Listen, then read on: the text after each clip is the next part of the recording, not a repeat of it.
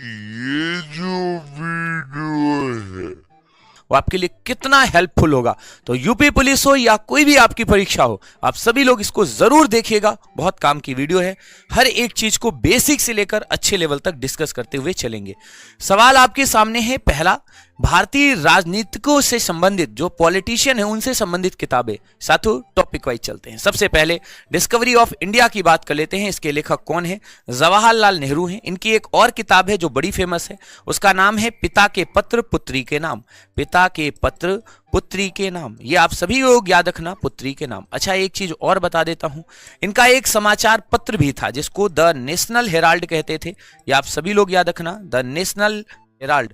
इसी केस में आप सभी को याद होगा प्रधानमंत्री जो हमारे पूर्व थे अभी मनमोहन सिंह जी और इन सोनिया गांधी जी, उन तक को साथियों ध्यान रखना कोर्ट में जवाब देना पड़ा था क्योंकि इसमें कुछ घोटाले जैसी साथियों जानकारी आई थी। बताइए, ग्लिम्स ऑफ वर्ल्ड हिस्ट्री यानी विश्व इतिहास से संबंधित जवाहरलाल नेहरू को विदेश नीति का बड़ा ज्ञान था, उन्होंने ही लिखी थी ये किताब। The story of my experiment with truth, सत्य के मेरे प्रयोग, ये महात्मा गांधी की किताब है। अपने व्यक्तिगत जीवन के बारे में इन्होंने साथियों डाटा साझा किया है। द हिंद स्वराज या हिंद स्वराज पुस्तक जो है वो गांधी जी ने 1909 में लिखी थी। ये किताब जो है उन्होंने समुद्री जहाज के ऊपर लिखी थी, ये आप सभी को याद रखना होगा। अगर हम बात करें 5वें नंबर पर, तो इंडिया डिवाइडेड पुस्तक का लेखक इनमें से कौन है? तो डॉक्टर राजेंद्र प्रसाद जी आपको मिल जाएंगे। और अगर हम बात करें सत्यार्थ प्रकाश, तो स्वामी दयानंद सरस्वती जी की पुस्तक है, इसको आप याद रखना। इन्होंने ही वेदों की ओर लौटो का नारा दिया था। एनिहिलेशन ऑफ कॉस्ट के नाम से साथियों बाबा साहब अंबेडकर जी ने अपनी किताब लिखी है। और अगर हम बात करें द बुद्धा हिज धम्मा के लेखक कौन है, तो ये भी किताब बाबा साहब अंबेडकर जी की ही है। थॉट्स ऑफ पाकिस्तान, ये भी बाबा साहब अंबेडकर जी की किताब है। और इसी किताब में उन्होंने ये लाइन लिखी थी कि भारत के जो मुस्लिम वर्ग के लोग हैं उनको पाकिस्तान के बजाय भारत में ही रहना चाहिए और भारत उनके लिए बेस्ट ऑप्शन होगा। तो ये मेरे भाई लाइन इसी में है। बताइए, इंडिया विंस फ्रीडम नामक किताब जो है वो किसने लिखी है? तो मौलाना आजाद जी ने लिखी है। 11 नवंबर को इन्हीं के साथियों जन्म दिवस के उपलक्ष्य में राष्ट्रीय शिक्षा दिवस मनाया जाता है। तो ये हम सभी को याद रखना होगा, राष्ट्रीय शिक्षा दिवस जो है वो आप सभी को याद रखना होगा। अगला वो सवाल कह रहा है, बताइए, guilty man of Indian partition, इनमें से किताब राम मनोहर लोहिया, इन्होंने लिखी थी सीधी किताब विभाजन के गुनहगार। साथियों कौन थे? वो किताब आपको याद रखना है। विंग्स ऑफ फायर किताब जो है एपीजे अब्दुल कलाम जी ने लिखी थी। इन्होंने ही विजन 2020 और इग्नाइटेड माइंड्स नाम की किताब जो है वो भी साथियों लिखी है। अगर आप चाहो तो लिख लीजिए विजन 2020 किसकी किताब है, तो वो भी आप सभी को याद हो जाएगा। अगर हम बात करते हैं अगले सवाल पर, इग्नाइटेड माइंड्स अभी आपको बताया एपीजे अब्दुल कलाम जी की किताब है। और इंडिया 2020 या vision for the new millennium, ये किसे कहा जाता है? तो एपीजे अब्दुल कलाम जी को कहा जाता है। इन्होंने ये किताब भी लिखी थी। माई ट्रुथ पुस्तक के लेखक इंदिरा गांधी जी हैं, जिन्होंने कहा था मेरे साथियों सत्य। अगला सवाल कह रहा है इंटरनेशनल इंडिया, ये भी साथियों ध्यान रखना, इंटरनल इंडिया जो है वो भी इंदिरा गांधी जी की किताब है। इंदिरा गांधी जी हमारे देश की पहली साथियों महिला प्रधानमंत्री के साथ आयरन लेडी के नाम से भी जानी जाती हैं। बताइए, द चेंजिंग इंडिया नामक पुस्तक किसने लिखी है? तो पूर्व प्रधानमंत्री मनमोहन सिंह जी ने लिखी है। और अगर हम बात करें एग्जाम वॉरियर्स, ये नरेंद्र मोदी जी की किताब है। सबका साथ सबका विकास, मन की बात, ऐसी कई सारी इन्होंने किताबें भी लिखी हैं और कार्यक्रम भी इनके उन्हीं नाम से चल रहे हैं। बताइए, ज्योतिपुंज नामक किताब किसने लिखी? तो ये भी इन्हीं की किताब है। और अगर हम बात करें सोशल हार्मोनी, तो ये भी मोदी जी की ही किताब है। अगर बात करें मेरी 51 कविताएं, ये अटल बिहारी वाजपेयी जी की किताब है। इनको साथियों आप सभी लोग जानते हैं, हमारे भारत में जो केसीसी यानी किसान क्रेडिट कार्ड योजना चलाई गई थी उसके जनक के रूप में भी भाई जाना जाता है। अगर हम बात करें राजनीतिक रपटीली राहें, ये पुस्तक किसकी है? तो ये भी अटल बिहारी वाजपेयी जी की है। और अगर बात करें माई कंट्री माई लाइफ, तो ये किताब लाल कृष्ण आडवाणी जी की है, सभी को याद रखना होगा। द कोलिएशन ईयर्स, ये पुस्तक जो है वो प्रणब मुखर्जी जी की है। और अगर हम बात करें द टर्बुलेंट ईयर, तो ये भी प्रणब मुखर्जी जी की, जो हमारे देश के पूर्व राष्ट्रपति हैं। बताइए, the dramatic decade the India Gandhi, बताइए किताब किसकी है? तो हम सभी को याद रखना है, ये भी साथियों प्रणब मुखर्जी की है। इन्होंने ही द इंदिरा गांधी ईयर्स नाम की ये किताब जो है वो प्रकाशित कराई थी। बड़ी इंपॉर्टेंट किताब है। कह रहा है citizen Delhi, my times, my life, इनमें से किसकी आत्मकथा है? तो ये शीला दीक्षित जो दिल्ली की पूर्व मुख्यमंत्री थी उनकी किताब है। द इनसाइडर, याद रखना ये उपन्यास है, पीवी नरसिम्हा राव जी का है। हमारे देश में आप सभी को याद होगा एलपीजी यानी नई आर्थिक नीतियां जो हैं वो इन्हीं के समय लाई गई थी। और मैटर्स ऑफ डिस्क्रिशन ये किताब किसकी है, तो टंट कौर गजकल की है, इसको आप याद रखना। कह रहा है स्टेट फ्रॉम द हार्ट, ये पुस्तक जो है वो कपिल देव जी की है। आप सभी को याद होगा 1983 में इन्होंने ही साथियों क्रिकेट में पहली बार इंडिया को वर्ल्ड कप जिताया था। उस समय साथियों 60 ओवर का मैच होता था। बताइए अनहैप्पी इंडिया लाला लाजपत राय की दुखी भारत किताब है, आप सभी को याद रखना होगा। और आर्य समाज ये पुस्तक भी लाला लाजपत राय की है, पंजाब केसरी के नाम से जाने जाते थे। गीता रहस्य और आर्किटिक होम्स ऑफ आर्यन ये दोनों किताबें जो हैं वो आप सभी को याद रखना होगा। गीता रहस्य और आर्किटिक होम्स ऑफ आर्यन ये नोट कर लीजिएगा, बड़ी इंपॉर्टेंट किताब है। ये किसकी है, तो आप सभी लोग याद रखना बाल गंगाधर तिलक की है। इनके 2 समाचार पत्र भी थे साथियों, आप सभी को याद होगा केसरी नाम का एक पत्र जिसे इन्होंने मराठी भाषा में निकाला था और दूसरा पत्र जो है वो मराठा था। अगर हम बात करें 34 नंबर सवाल, the Arctic homes the Vedas पुस्तक जो है वो किसकी है, तो ये बाल गंगाधर तिलक की ही है। और the Indian war of independence 1857 V D Savarkar की है। 2 जन्मों के काला पानी की सजा मेरे भाई इनको मिली थी, आप सभी लोग याद रखना।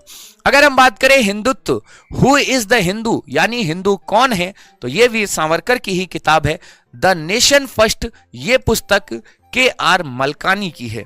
अगर हम बात करें द पैराडॉक्सल प्राइम मिनिस्टर, याद रखना शशि थरूर की है, आप सभी लोगों को याद रखना होगा। मल्टीपल प्रतिभा के धनी व्यक्ति थे। कह रहा है बताइए एन एरा ऑफ डार्कनेस, याद रखना अंधेरे का पूरा युग जो है वो साथियों शशि थरूर ने बताया था। वाई आई एम हिंदू ये भी शशि थरूर की है, उन्होंने कहा कि मैं हिंदू क्यों हूं। और अगर बात करें द ग्रेट इंडियन नॉवेल तो इसका लेखक भी शशि थरूर को माना जाता है। कह रहे हैं बताइए lessons of taught me unknowingly ये पुस्तक जो है ये अनुपम खेर की है, अभिनेता हैं, आप सभी लोगों ने देखा होगा। और लाल सलाम जो है ये साथियों स्मृति ईरानी जी की किताब है, बहुत फेमस साथियों, पूर्व केंद्रीय मंत्री भी रही हैं। कह रहा है बताइए कोर्ट्स एंड देयर जजमेंट ये पुस्तक किसने लिखी है, तो अरुण शौरी की किताब है। और अगर हम बात करें प्रिपेयरिंग फॉर डेथ ये किताब भी अरुण शौरी की ही है। अगर हम बात करते हैं न्यू इंडिया की, द न्यू इंडिया ये अरुण जेटली की पूर्व वित्त मंत्री हैं, हम सभी लोगों को याद होगा। और अगर हम बात करते हैं स्पीकिंग ट्रुथ टू पावर ये पुस्तक जो है वो लिखी है पी चिदम्बरम, ये पूर्व वित्त मंत्री हैं, आप सभी लोगों ने पढ़ा होगा, कांग्रेस की सरकार में हमारे पूर्व वित्त मंत्री जी हैं। बताइए untold saving the ideas of India ये पुस्तक पी चिदम्बरम जी की है। और अगर हम बात करें one life is not enough याद रखना के नटवर सिंह की है। इन्होंने कहा था जीवन में एक ही जन्म साथियों पर्याप्त नहीं है, कई जन्म मिलने चाहिए। अगला सवाल देखिए, कह रहा है through the corridor of power ये पुस्तक किसकी है, तो पीसी अलेक्जेंडर की है। अब आपके सामने भारतीय इतिहास से और प्राचीन मध्यकालीन काल की टोटल लगभग 50 ऐसी किताबें मैं कराऊंगा जो आप सभी लोगों के लिए बहुत इंपॉर्टेंट होंगी। याद रखिएगा जितने भी भारत के पॉलिटिशियन और फेमस लोग थे मैंने उनकी किताबें आपको करा दी हैं, बहुत पूछी जाती हैं, करंट अफेयर्स से अपडेटेड हैं, तो आपके लिए बहुत इंपॉर्टेंट भी रहेंगी। अब हम बात करेंगे अगली 50 किताबों की जो प्राचीन मध्य और आधुनिक भारत के इतिहास से जुड़ी हैं और बहुत कंटेंट इनमें है। अर्थशास्त्र नामक किताब जो है चाणक्य कौटिल्य जिनको हम विष्णुगुप्त के नाम से भी जानते हैं इन्होंने लिखी थी और ये भारत में साथियों पॉलिटी से संबंधित किताब मानी जाती है। इन्होंने राजनीतिक सिद्धांत इसमें दिए हुए हैं। इंडिका पुस्तक जो है मेगास्थनीज ने लिखी है। भारत के साथियों ध्यान रखना विवरण मौर्य काल के थोड़े बहुत इसने दिए हैं क्योंकि ये यूनानी भाषा में ये लिखता है। आप सभी को पता है सिकंदर का उत्तराधिकारी सेलुकस जो था उसका राजदूत बन करके ये भारत आया था। अगर हम बात करें राजतरंगिणी तो ये कल्हड़ की है। इन्होंने 1148 से 1149 के बीच में जम्मू कश्मीर का इतिहास जो है वो साथियों इसमें लिखा है। और अगर हम बात करते हैं हर्ष चरित्र की तो इसके लेखक बाणभट्ट कहे जाते हैं। साथियों क्वेश्चन नंबर 55 है कादंबरी, इसके भी लेखक बाणभट्ट हैं, आप सभी को याद रखना होगा। और अगर हम बात करें पंचतंत्र तो विष्णु शर्मा की साथियों ध्यान रखना ये किताब है। इसमें बहुत सारी छोटी छोटी रचनाएं हैं जैसे चालाक लोमड़ी वाली कहानी वो कौवे से रोटी छीनने वाली। महाभाष्य पतंजलि की किताब है, ये व्याकरण की साथियों ध्यान रखना किताब कही जाती है। हालांकि पतंजलि जो है वो योग के ऋषि हैं तो इसीलिए इनकी एक और किताब है जिसका नाम है योग शास्त्र, आप सभी को याद रखना होगा। साथियों ये जो आप महाभाष्य पढ़ने जा रहे हैं ये जो अष्टाध्यायी किताब थी ना, याद रखना पाणिनि जी की अष्टाध्यायी किताब जो थी पाणिनि की, पाणिनि उसके लेखक थे, उस किताब के साथियों ध्यान रखना टीका को लिखा है, याद रखना, मतलब अनुवाद किया था इन्होंने। तो अष्टाध्यायी व्याकरण का ग्रंथ उसका लेखक देख लीजिए आ भी गया, पाणिनि आपको मिल जाएंगे। और अगर हम बात करें मुद्रा राक्षस तो ये विशाख दत्त की है। इसी में चंद्रगुप्त मौर्य अर्थात मौर्य वंश के बारे में बताया गया है और कहा गया है जो चंद्रगुप्त मौर्य है वो वृषल है, मतलब निम्न जाति का व्यक्ति है, याद रखना। अगला सवाल कह रहा है 60 नंबर, अभिज्ञान शाकुंतलम, ये तो कालिदास की है। कालिदास का ये नाटक है जिसमें शकुंतला और दुष्यंत के प्रेम को दिखाया गया है, कैसे भरत का जन्म होता है उसके विवरण दिए गए हैं। और एक बात और याद रखना, अभिज्ञान शाकुंतलम, विक्रमोर्वशीयम, मालविकाग्निमित्रम, ये 3 नाटक हैं जो कालिदास ने संस्कृत में लिखे थे। इनके 4 प्रमुख महाकाव्य हैं जिसमें मेघदूतम, रघुवंशम, कुमार संभव और ऋतु संहार, ये चारों आपको याद रखना होगा। और जो इनका कुमार संभव वाला है वो अधूरा है, याद रखिएगा। अगला देखो क्वेश्चन आपके सामने, मेघदूतम और रघुवंशम साथियों कालिदास के हैं, सभी को याद रखना होगा। मृच्छकटिकम ये शूद्रक की प्रमुख रचना है। और अगर बात करें गीत गोविंद तो ये जयदेव की रचना है। साथियों भगवान कृष्ण के उपासना पर गीत लिखे गए हैं। ये लक्ष्मण सेन नाम के एक राजा हुआ करते थे, उन्हीं के दरबार में रहा करते थे लक्ष्मण सेन, याद है आप सभी को लक्ष्मण सेन, ये बंगाल के राजा हुआ करते थे। जब भारत ने गौरी ने आक्रमण किया तो उस समय लक्ष्मण सेन जो है अपनी राजधानी सोनार गांव से नादिया ट्रांसफर कर लेते हैं और उन्हीं के दरबार में रहा करते थे। अगर हम बात करें किराता जुनियम, इसमें साथियों ध्यान रखना भारवी जी लेखक हैं। और बात करें इसमें तो अर्जुन जो थे जब भगवान शिव जी आते हैं उनसे युद्ध लड़ने के लिए, युद्ध का मतलब परीक्षा लेने के लिए, तो उस पर आधारित पूरा ग्रंथ इन्होंने लिख दिया है। अगला देखिए कह रहा है सूर्य सिद्धांत, ये आर्यभट्ट की है और इनकी एक किताब आर्यभट्टियम भी आप सभी लोग याद रखना। आर्यभट्ट गुप्त काल के थे, सबको पता है, भारत के बहुत प्रसिद्ध खगोलवेत्ता कहे जाते हैं। बृहस्पंडिका ये वराहमिहिर की है, सभी को याद है, खगोल विज्ञान के बारे में बताते हैं। चरक संहिता चरक ने लिखी है, आप सभी को याद रखना है, भारत में मेडिसिन की प्रमुख ग्रंथ कही जाती है। सुषुप्त भी मेडिसिन की साथियों ग्रंथ है, सुषुप्त संहिता के नाम से इसे जाना जाता है। ये सर्जरी का पहला उदाहरण देती है, शल्य चिकित्सा का। बुद्ध चरित्र ये किताब अश्वघोष की है, अश्वघोष ने एक किताब और लिखी है जिसका नाम है सौंदरानंद, ये आप सभी को याद रखना है, बुद्ध चरित्र और सौंदरानंद। जो बुद्ध चरित्र है इसे बौद्धों की रामायण भी कहा जाता है, तो लिख लीजिएगा बौद्धों की रामायण किसको कहते हैं, तो बुद्ध चरित्र को कहते हैं, हम सभी को याद रखना होगा। अगला सवाल कह रहा है कामसूत्र, ये तो वात्सायन की रचना है प्रमुख रूप से। अगर बात करें नाट्य शास्त्र तो ये भरत मुनि की है, आप सभी ने पढ़ा है, इन्होंने 8 शास्त्रीय नृत्य, संगीत इत्यादि के बारे में बताया हुआ है। शाहनामा फिरदौसी की रचना है, सभी को याद रखना होगा, भारत में जब गजनवी आया था उस समय की रचना है। और किताब उल हिंद ये अलबरूनी की रचना है, इसी किताब को तहकीकात उल हिंद भी कहा जाता है, तो लिख लीजिएगा इसको तहकीकात उल हिंद कहते हैं, आप सभी लोगों को याद होगा। और इस किताब जो है इसमें प्यारे दोस्तों नोट करके डाल लीजिएगा हमारे भारत के विवरण दिए गए। अलबरूनी पहला ऐसा लेखक था जो विदेशी भाषा में भारतीय संस्कृत ग्रंथों का अनुवाद करता है, पहला ऐसा व्यक्ति था, नोट करके डाल लीजिएगा। अगला सवाल अकबरनामा, जिसे आईने अकबरी कहते हैं, यह अबुल फजल ने लिखा था। जो अकबरनामा है यह आप सभी को पहले समझना होगा, 3 भागों में बटा हुआ है। इसका जो पहला भाग है वो अकबर के पूर्वजों के बारे में विवरण देता है, जो दूसरा भाग है उसमें अकबर के विजय अभियान इत्यादि के बारे में बताया गया है, और जो तीसरा भाग है वो सबसे प्रमुख है, उसे आईने अकबरी कहा गया है, नोट करके डाल लीजिएगा। और जो आईने अकबरी है तीसरा जो भाग है इसमें अकबर के साथियों प्रशासन के बारे में और बाकी चीजों के बारे में, उसकी जो नीतियां हैं उनके बारे में बताया गया, इसीलिए सबसे इंपॉर्टेंट यही है। अगला देखिए कह रहा है बाबरनामा जो है ये स्वयं बाबर ने लिखा है लेकिन उसने तुर्की भाषा का प्रयोग किया है, यह सभी को याद रखना होगा। अगर हम बात करें हुमायूं नामा तो बाबर की बेटी और हुमायूं की बहन गुलबदन बेगम ने लिखा है। तुजु के जहांगीरी, जहांगीर ने साथियों लिखा है, हालांकि ये पूरी रचना स्वयं नहीं लिखता है, इसमें उसने कुछ लेखकों का सहयोग भी लिया है, आप सभी को याद रखना है। तारीख फिरोज शाही ये जियाउद्दीन बर्नी की है। और अगर हम बात करें पद्मावत लेखक तो ये साथियों मलिक मोहम्मद जायसी की है। ये रचना कब लिखी गई है, कोई बता सकता है भाई, जल्दी से बताओ। अगर पूछ ले ये पद्मावत के लेखक मलिक मोहम्मद जायसी किसके दरबार में रहा करते थे, तो हम सभी को पता है शेरशाह सूरी के दरबार में थे। 1540 से लेकर 1543 के बीच की रचना है। और सबसे विवादित सवाल यह है कि अगर हम बात करते हैं इनके बारे में तो जो ये रचना लिखी गई है राजा रतन सिंह हुआ करते थे, आपने सुना होगा, रतन सिंह चित्तौड़ के राजा थे, इनकी रानी पद्मावती थी, याद है आपको, जिनको पद्मनी कहते थे। 1303 में अलाउद्दीन ने इन पर आक्रमण किया था। अब एक बात मैं आपसे पूछना पूछना चाहूंगा, कमेंट में जरूर बताइएगा कि कोई लेखक जो 200 साल से बाद में आता है वो अवधी भाषा में ऐसा ग्रंथ लिखता है। ये ग्रंथ जो है, वैसे मलिक मोहम्मद जायसी अवधी के कवि ही नहीं थे, लेखक नहीं थे, आप सभी को याद होगा, लेकिन आप सभी को यह पता चल गया होगा कि यह ग्रंथ इन्होंने अवधी में लिखा है और यह घटना वास्तव में पहले ही 200 साल हो चुकी थी। अब या तो मलिक मोहम्मद जायसी 250 साल जिंदा रहे होंगे, है ना, या तो मलिक मोहम्मद जायसी ने जो ये विवरण दिए हैं इस ग्रंथ के वो सुने सुनाए विवरण है, इसीलिए इतिहास में इस ग्रंथ पर बहुत सारे क्वेश्चन मार्क भी लगते हैं। चलिए खैर, अपना क्या सवाल था तो मैंने पढ़ाया। रामचरितमानस जो है ये तुलसीदास जी ने लिखा है, इसे इन्होंने अवधी भाषा में लिखा है। मूल रूप से ये अवधी में अपने ग्रंथ नहीं लिखते हैं, ज्यादा ग्रंथ ब्रज भाषा में लिखते हैं। अगर हम बात करें पृथ्वीराज रासो की तो चंद्रबरदाई ने इसकी रचना की है और आप सभी को याद होगा पृथ्वीराज के बारे में बताया गया है। बताइए, सफरनामा रेहला जो है ये इब्न बतूता की रचना है, हमारे भारत में मोहम्मद बिन तुगलक के शासनकाल में आता है।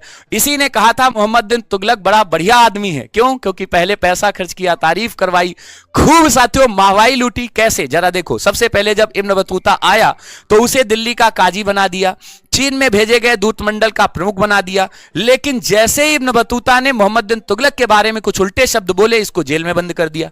ये ध्यान रखिएगा, ये जो इब्न बतूता है ये मोरक्को का रहने वाला था। कई बार पेपर में मोरक्को ना देकर मूर देश दे देता है, तो ये आप सभी को याद रखना होगा। अगला सवाल देखिए, कह रहा है तबकाते नासरी, इसका लेखक कौन है? तो मिन्हाजुद्दीन सिराज है।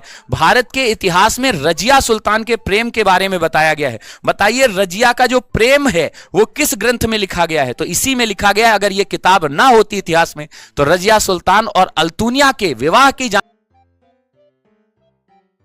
कोई विवरण नहीं होता। अगर हम बात करें आधुनिक इतिहास और स्वतंत्रता संग्राम सेनानियों से जुड़ी हुई कुछ किताबें, तो तुगलकनामा ये तो अमीर खुसरो की रचना है। अब अमीर खुसरो की रचनाएं बहुत सारी हैं, आपने सबने सुनी होगी, जैसे नूर सिपीहर, ये किसकी रचना है? अमीर खुसरो की है। आसिका नामक ग्रंथ किसका है? अमीर खुसरो का है। बताइए, तुगलकनामा ये किसकी रचना है? तो ये भी आप सभी लोगों को याद रखना होगा, इन्हीं की रचना है। अगला सवाल देखिए, क्वेश्चन कह रहा है बताइए, खजानुल फतूह ये अमीर खुसरो की ही रचना है, नोट करके डाल लीजिएगा। आनंद मठ उपन्यास का लेखक कौन है? तो बंकिम चंद्र चट्टोपाध्याय हैं, आप सभी लोगों ने पढ़ा होगा। वंदे मातरम जो है वो भी साथियों आप सभी ने पढ़ा होगा, इन्होंने ही दिया है। गीतांजलि पुस्तक, गोरा पुस्तक, ये सब इनमें से किसकी हैं? तो रविन्द्रनाथ टैगोर जी की हैं। इसी की वजह से इनको नोबेल पुरस्कार 1913 में मिला था। और साहित्य का नोबेल पुरस्कार जीतने वाले ये भारत ही नहीं बल्कि पूरे एशिया के पहले व्यक्ति थे। गोरा पुस्तक, घर बाहर, ये सब किसकी हैं? तो रविन्द्रनाथ टैगोर की हैं। अभी एक होमगार्ड की परीक्षा हुई थी, उसमें ये पुस्तक वाला गोरा वाला सवाल पूछा गया था, है ना, ये आया था होमगार्ड में। जरा देखो, ऐसे ही सवालों को उड़ा देना।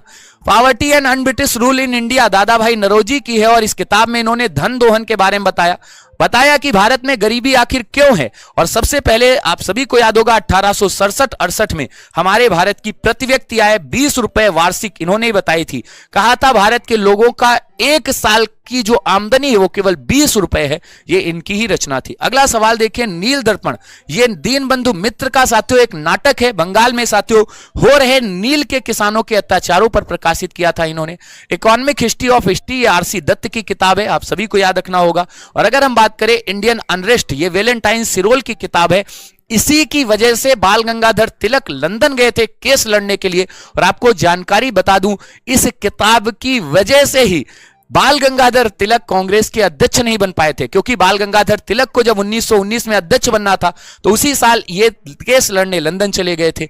और इसी में साथियों ध्यान रखना, तिलक को अशांति का जनक कहा गया था। तो लिख लीजिएगा, तिलक को अशांति का जनक किसने कहा था? तो इसी ने कहा था, याद रखना, अशांति का जनक। बहुत अच्छा साथियों ये सवाल है। अगर हम बात करें द स्कोप ऑफ हैप्पीनेस, तो ये विजय लक्ष्मी पंडित जवाहरलाल नेहरू जी की ये बहन है, उनकी किताब है। द गोल्डन थ्रेशोल्ड किताब किसकी है? तो ये सरोजनी नायडू की है। इन्होंने 1925 में कांग्रेस के कानपुर अधिवेशन की अध्यक्षता की है और आप सभी को याद होगा इन्होंने ही साथियों जिन्ना को हिंदू मुस्लिम एकता का अग्रदूत कहा था। गांधी और इरविन समझौते के समय 1931 में इन्होंने गांधी को दो महात्मा इरविन को साथ में जोड़ करके कह दिया था। अगला सवाल देखिए, कह रहा है द ब्रोकन विंग्स पुस्तक किसकी किसकी है? तो ये भी सरोजिनी नायडू जी की है, आप सभी लोग याद रखना। और सबसे प्रमुख सवाल कि ये यूपी की साथियों पहली महिला राज्यपाल थी। यूपी की ही नहीं, ऑब्लिक करके भारत की भी लिख लीजिएगा, क्योंकि इन्होंने ये कार्यकाल साथियों जो संभाला है, इसके पहले कोई भी साथियों याद रखना राज्यपाल महिला के रूप में भारत में नहीं बना था। अब एक सवाल और पूछ सकता है, बताइए इनका कार्यकाल कब से कब तक रहा? तो इनका कार्यकाल साथियों 1947 से लेकर 1949 के बीच में रहा है, यह ध्यान रखिएगा। अगला सवाल देखिए, क्वेश्चन नंबर 96 कह रहा अवर इंडियन मुसलमान्स, ये W हंटर की किताब है, आप सभी लोग याद रखना। और द नेशन इन मेकिंग साथियों किताब है आपके SN बनर्जी की। ये वही व्यक्ति हैं जिन्होंने बंगाल विभाजन के बाद में, सबको याद रखना होगा क्या किया था, स्वदेशी आंदोलन चलाया था। बहुत ही बढ़िया क्वेश्चन था। बताइए फाउंडेशन ऑफ इंडियन कल्चर, याद रखना अरविंदो घोष की किताब है। अरविंदो घोष जो है ये पंदुचेरी चले जाते हैं और इन्होंने वहीं पर अपना ओराविले आश्रम बना लिया था। तो ये याद रखिएगा, ओराविले आश्रम किसका है? इन्हीं का है, आप सभी को याद रहेगा, ओराविले आश्रम इन्हीं का है। अगला सवाल कह रहा है लाइफ डिवाइन, ये भी अरविंदो घोष की किताब है। और सबसे बड़ी चीज ये कि अरविंदो घोष वो पहले और एकमात्र नेता हैं जिन्होंने उदारवादी दौर भी देखा, गांधीवादी दौर भी देखा, उग्रवादी भी देखा और आजादी भी देखी। ये चारों दौर को देखने वाले केवल अकेले नेता हैं। बताइए इंडिया फॉर इंडियंस, ये चित्तरंजन दास CR दास की किताब है। ये साथियों देश बंधु के नाम से जाने जाते थे। उस समय जब हमारे भारत में 1920 में असहयोग आंदोलन चल रहा था, इन्होंने अपनी वकालत छोड़ दी थी। 1 लाख रुपए साथियों इनकी महीने की उस समय वकालत की आमदनी थी। तो ये हमारे 100 सवाल थे। अब एक छोटा सा सवाल मैं आपसे पूछ कर जा रहा हूं कि बताइए ये जो CR दास थे साथियों, इन्होंने अपनी कौन सी पार्टी जो है वो बनाई थी? उस पार्टी में आप सभी को याद रखना है CR दास के साथ मोतीलाल नेहरू भी थे। इलाहाबाद में इन्होंने ये पार्टी बनाई थी असहयोग आंदोलन से नाराज होकर के, जो जिसको कहते हैं प्रोग्रेसिव सोच वाले, जिसको प्रो चेंजर कहते हैं, उन्होंने ये पार्टी बनाई थी। ठीक है, तो ये आपको याद रहेगा। बाकी आज की क्लास आपको कैसी लगी जबरदस्त तरीके से बताइएगा। प्यारे साथियों, आप सभी को ये जो 20 मिनट में 100 सवाल मैं कराता हूं, एक पूरे टॉपिक को बहुत डीपली और बहुत अच्छे तरीके से समझाते हुए चलता हूं, बहुत अच्छा लग रहा होगा। एक बार कमेंट करके आप सभी लोग इसके लिए भी बताइएगा कि क्या ऐसे वीडियोज आपके हर एक टॉपिक को जितने इंपॉर्टेंट हैं वो जल्दी से जल्दी कवर करा दिए जाएं। वैसे तो मैं रेगुलर एक करता हूं, बाकी आपका ये मैसेज जो है वो और मुझे ऊर्जा देगा। बहुत बहुत आपका धन्यवाद। सुबह 8 बजे से हमारी रेगुलर क्लासेस चलती हैं, सभी लोग जरूर जुड़ा करिए। इन क्लासेस में आप सभी लोगों को बहुत बढ़िया थ्योरी और साथ में प्रैक्टिस क्वेश्चन कराए जा रहे हैं। तो जल्दी जुड़िएगा, बेहतरीन जुड़िएगा और अच्छे टीचरों के साथ पढ़कर अपने सिलेक्शन को लीजिएगा। Thank you so much. जय हिंद।